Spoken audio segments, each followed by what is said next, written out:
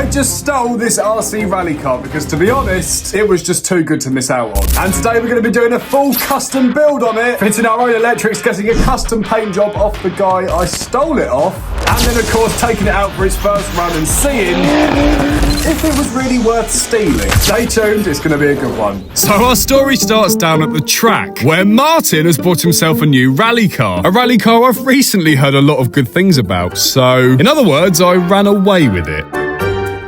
However, when I got home, I noticed something. Oh, sugar plum fairies, it's a roller!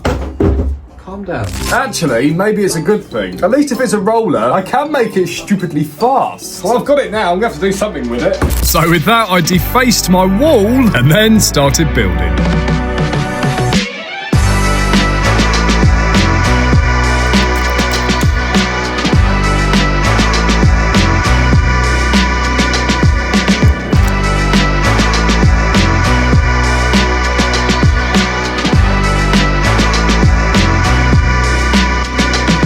So as you can see, I've gone for the lovely Hobbywing Max 10 4100 kV motor, and to go along with that, the Max 10 ESC. I reckon we could be seeing close to 50 miles an hour out of this setup, and we'll find out later on.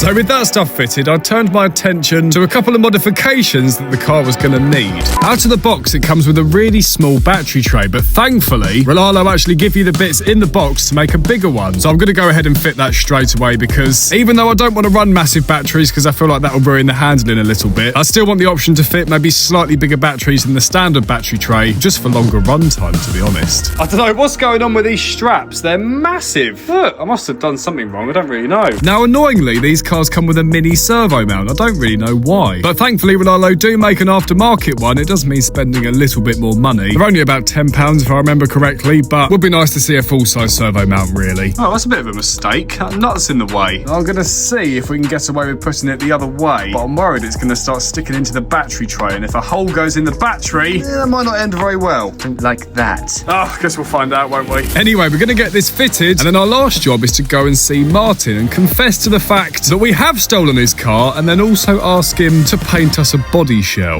Hello, Martin. Hello. So, as I'm sure you've probably noticed by now, your rally car went missing. Yeah, you stole the car off me. I did slightly, sorry. Even though I did steal your property, would you mind possibly doing me a little paint job? I'm sure I can manage that for you, Toby. Can you? I can paint my car for you. Yeah, I know, it's a bit of a weird situation. Now, I should explain that Martin is the founder of Dubs Custom Works, his brand that does custom paint jobs for companies as big as Model Sport. So that's why I really wanted him on board on this project, and thankfully, he said yes! So with that, he started his magic, and then we reconvened back at the track a week later to see the results.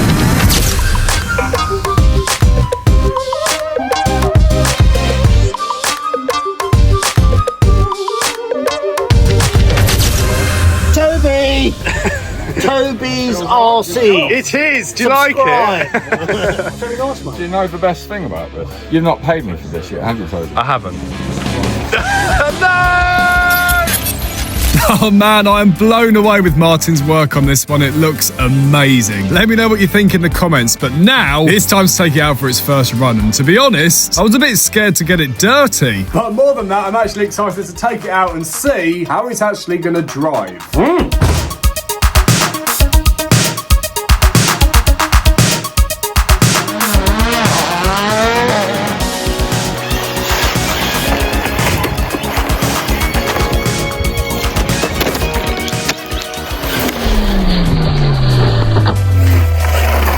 Was never going to stay clean for long, was it?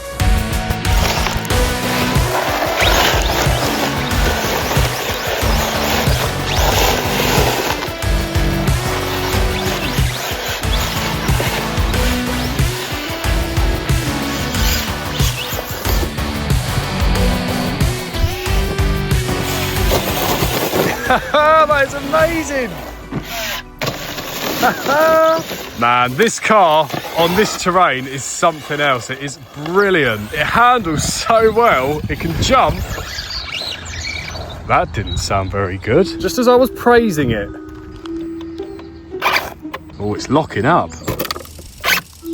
Let's take it to the tool bag, see what's happening. I reckon either the mesh has gone tight, which is an easy fix, or maybe something's got stuck in there. Let's turn it off. Oh. That's weird. Oh, God, does that mean it's something electrical?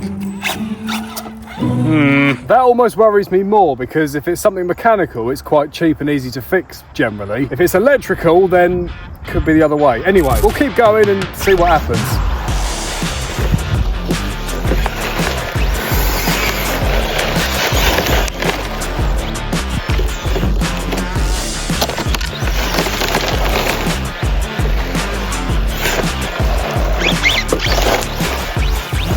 Just look at how this thing is driving. I'm driving one-handed and it just goes, oh dear. See, every time I praise it, it goes wrong.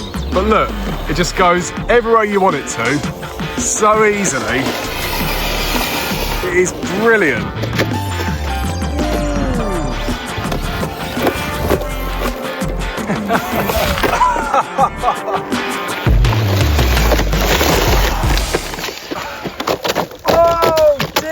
Oh, Martin will not be pleased. His brand new body. Did not mean to do that one, but it took it well.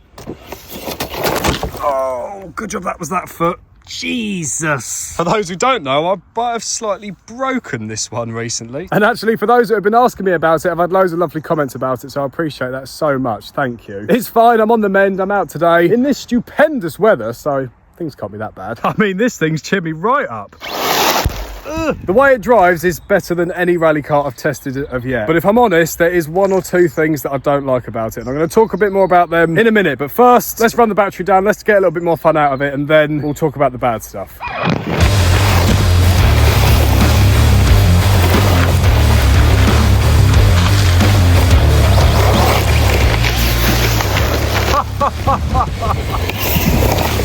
Manoble!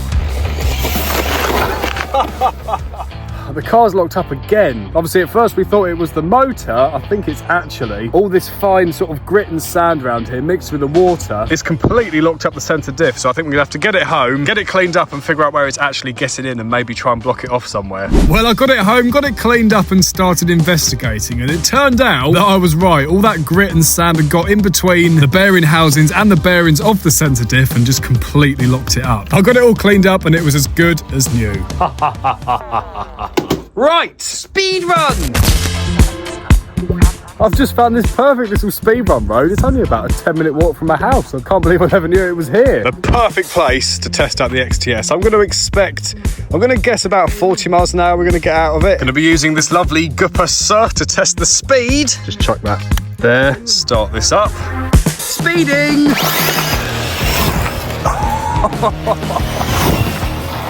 Oh! Sorry, Martin, again. It says... Oh, that's 76 kilometres. Settings, units, miles. Right, let's try again. We'll try and get full speed out of it this time as well.